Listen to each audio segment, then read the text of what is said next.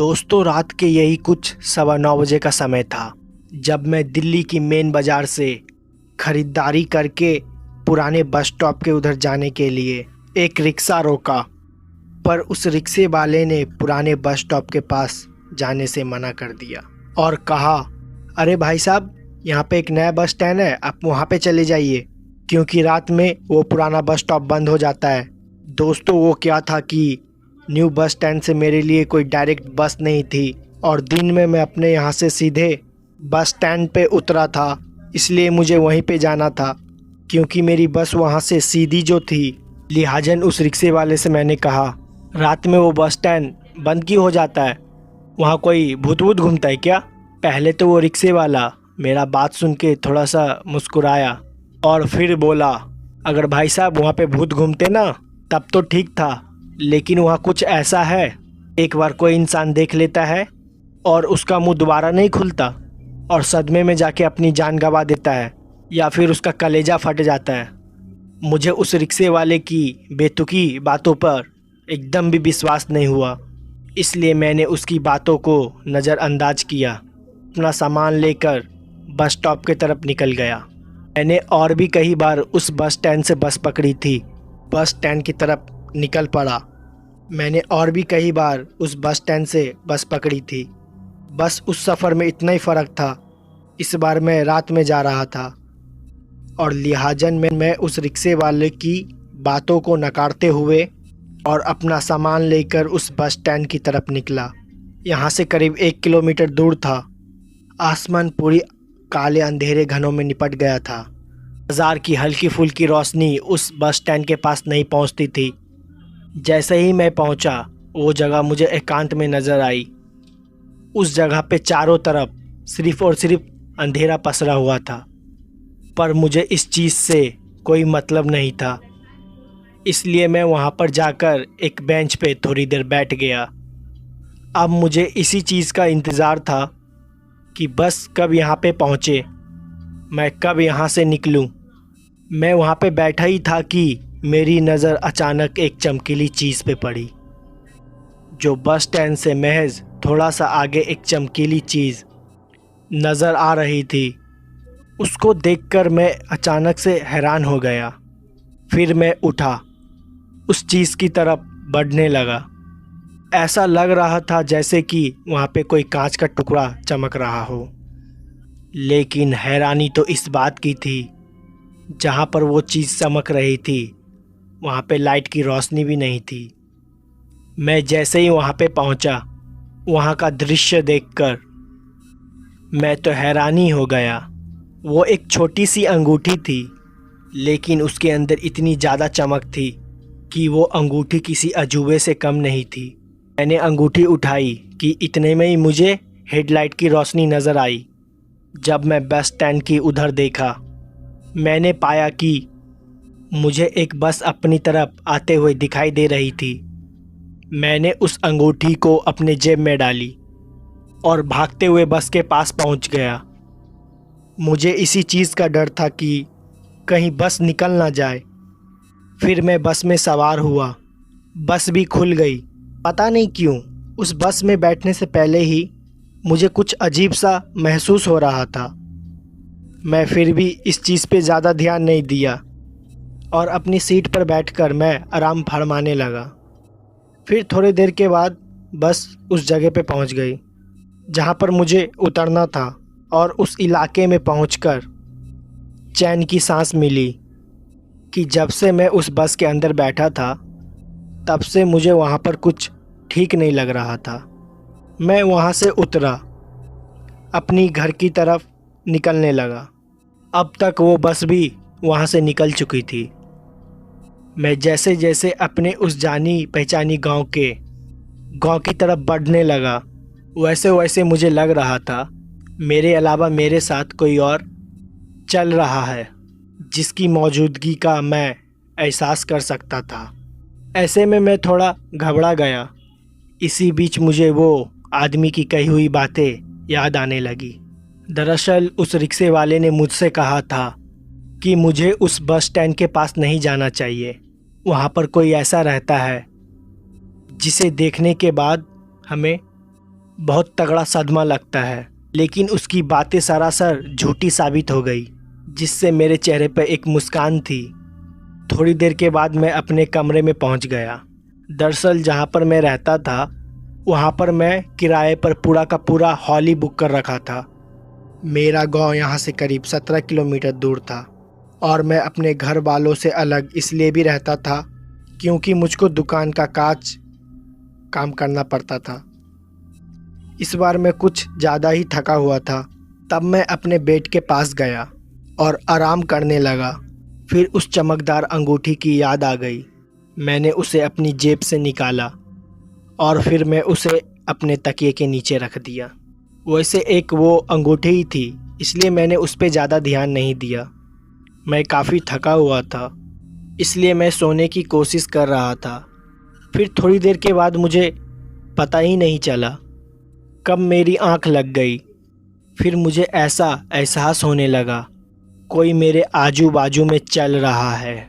एक कदमों की आवाज़ मेरे कानों में गूंज रही थी। ऐसा लग रहा था कि वो कोई स्त्री है जिसकी पायल की धुनी बार बार मेरे कानों में गूंजती और फिर उसके बाद उसकी हंसने की आवाज़ भी आती। ये थोड़ी देर के लिए हुआ। फिर थोड़ी देर के बाद मेरी अचानक से आँख खुल गई और अपने आजू बाजू में देखा। वहाँ पर मुझे कोई नज़र ही नहीं आ रहा था। पता नहीं पर क्यों अभी तक मेरे शरीर का पूरा तापमान काफ़ी ज़्यादा बढ़ गया था। पूरा शरीर पसीने से तरबतर हो गया था। मेरी हिम्मत भी नहीं थी कि बाहर उठकर देख सकूं कि मेरे साथ हो क्या रहा था। ऊपर से मेरा सर भी बहुत भारी था। मुझे लगा कि शायद ज़्यादा थकावन की होने की वजह से मेरा सर दर्द कर रहा है। फिर से मैं अपनी बेड पर सर रख के सोने लगा, लेकिन दोस्तों आवाज़ों का आना बंद नहीं हुआ। जैसे ही मैं अपनी आंख बंद करके नींद में जाता तो मुझे तभी बहुत ही डरावनी आवाज़ें सुनाई देती। जैसे तैसे मैंने उस रात को बिताया। फिर जैसे ही सुबह हुई सब कुछ मानो जैसे कि नॉर्मल हो गया। मेरा शरीर भी सामान्य महसूस होने लगा। फिर मैंने ये सारी घटना अपनी एक करीबी दोस्त को बताई, लेकिन उसे भी मेरी बातों पे विश्वास नहीं हुआ। दरअसल मेरे दोस्त ने बताया कि ज़्यादा थकावन की वजह से हमारे शरीर में इस तरह की हलचल होना बहुत ही आम बात है। मेरे दोस्त ने भी मुझे वही सलाह दी। फिर बाद में मैंने उस चीज़ को सोचा था, फिर मैंने उसे नज़रअंदाज कर दिया और वापस से नॉर्मल होके रहने लगा। 2 से 3 दिन तक तो सब कुछ सामान्य रहा। मुझे ऐसा लगा कि शायद वो उस दिन की थकावट ही थी जिसके वजह से मुझे ऐसा लग रहा था। तीसरे दिन रात मैंने ऐसा कुछ देखा जो कि मेरी ज़िंदगी का सबसे डरावना दिन था। उस रात मैं अपना काम वाम निपटाने के बाद खाना वाना खाकर अपने बिस्तर पे आ गया और रात को फ़ोन चलाते चलाते पता नहीं कब मेरी आंख लग गई। और जब मेरी आंख खुली तो मैंने देखा मेरे हाथ को किसी ने दबोचा हुआ था। पहले तो मेरी नज़र उस हाथ पे गई।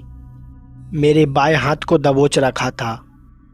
उसके बाद मैंने सामने की तरफ देखा तो मैंने पाया कि अब तक रात के 1:30 बजने वाले थे। उसके बाद मैंने अपने बगल में धीरे धीरे देखने की कोशिश की। वहाँ का नज़ारा देखकर तो मेरी हालत ही पतली हो गई। दरअसल मैंने देखा कि वो एक लड़की थी जिसका पूरा बदन दूध की तरह सफ़ेद था। तो मुझे उस लड़की की तरफ से रोने की आवाज़ आ रही थी, मगर उसके बाद उस लड़की के चेहरे पर अचानक ही एक मुस्कान आ गई। उसके डरावने चेहरे को मुस्कुराता हुआ देखकर मैं तो दहशत में चला गया। मुझे समझ ही नहीं आ रहा था कि मुझे इसमें क्या करना चाहिए। तभी मेरी नज़र उस औरत के हाथ पे चमकदार रिंग पे पड़ी। उसको देखकर मैं सारा माजरा अच्छी तरह से समझ गया कि आखिर मेरे साथ क्या हुआ था कि और आगे मुझे क्या करना था कि मैं उठने की हिम्मत तो करता पर उठ नहीं पाता और उस जगह से खड़ा नहीं हो पाता। मैं इतना तो समझ चुका था कि चमकदार और यूनिक दिखने वाली उस अंगूठी की वजह से हो रही है। उसके बाद मैंने थोड़ी सी हिम्मत दिखाई और भगवान का नाम लेकर जोर से उठने लगा। तभी मुझे एहसास हुआ कि मेरा पूरा शरीर एकदम नॉर्मल हो गया है। फिर अचानक ही मेरी आंख खुली। मुझे मालूम ही नहीं कि वो मेरा बुरा सपना था या हकीकत, या फिर मेरे साथ सच में कुछ ऐसा कुछ हुआ था। लेकिन उस रात मैं समझ गया था कि किस लिए मेरे साथ इस तरह की अजीब चीज़ हो रही थी। फिर उसके बाद मैं उठा, इधर उधर देखने लगा। मेरी हिम्मत नहीं थी कि अब उस बेड के ऊपर मैं लेटा रहूं, और घूमते फिरते हुए किसी तरह मैंने उस रात को बिताई। और जैसे ही सुबह हुई और हमारे ही गांव की पुजारी के पास सीधा चला गया। गांव के पुजारी के पास पहुंचने के बाद पता चली, ये सुनकर तो मेरी होश ही उड़ गए। दरअसल गांव के पुजारी ने मुझे बताया कि इसी काली शक्ति का साया है, और वो कोई मामूली शक्ति का साया नहीं है, भयानक ताकत है जो दिन पर दिन मेरा खून चूसती जा रही है। और अगर ऐसा ही चलता रहा महज 10 से 15 दिन में मेरा शरीर पूरा सूख जाएगा। अगर मुझे उस काली शक्ति से बचना है, अंगूठी के साथ किसी तंत्र मंत्र चीज को उसी जगह गाड़ना होगा जहां से मैंने उस अंगूठी को उठाया था। और उस टाइम रात के 12 बजने चाहिए। दोस्तों, पंडित जी का बात सुन के मेरा दिमाग ही हिल गया, क्योंकि मेरे अंदर इतनी हिम्मत नहीं थी कि वापस से उस बस स्टैंड के पास जाऊं, और वो भी रात के समय। पर अब मेरे पास दूसरा कोई रास्ता भी तो नहीं था, और पंडित जी मेरे साथ आने से मना कर रहे थे। लेकिन फिर पंडित जी ने मेरे साथ आने को हाँ कर दिया, जिससे मुझे थोड़ी हिम्मत मिल गई। मैं जानता था जब तक पंडित जी मेरे साथ होंगे तब तक मेरा कोई कुछ भी नहीं बिगाड़ सकता। फिर अगली रात शनिवार की रात थी, और हमें भी उसी रात का इंतज़ार था। लेकिन मैं आज की रात से भी घबराया हुआ था, क्योंकि मैं इस बात को अच्छी तरह से जानता था कि वो भयानक शक्ति मेरे साथ कल से भी ज़्यादा भयानक करने की कोशिश करेगी। ऐसे में मैंने अपने एक दोस्त को अपने घर पर बुला लिया, और जैसे ही मैं सोने की कोशिश करता तो मेरे कानों में रोने और हंसने की आवाज़ बार बार सुनाई देती। ऐसे में मेरा सर काफ़ी भारी होने लगा। तमाम कोशिश के बावजूद भी मैं सो ही नहीं पाया। और उसके बाद जैसे ही सुबह हुई और मुझे चैन की सांस मिली, क्योंकि मुझे किसी भी तरह से रात काटनी थी। और जैसे ही मैं उस अंगूठी को बिस्तर के उधर उधर ढूंढने की कोशिश किया, तभी मैंने पाया कि वो मेरे सिराने पड़ी हुई थी। उसकी चमक वैसे ही अभी भी बनी हुई थी। रात के लगभग 10 बजे के आसपास पंडित जी के साथ टैक्सी में उस बस स्टैंड की तरफ रवाना हुआ।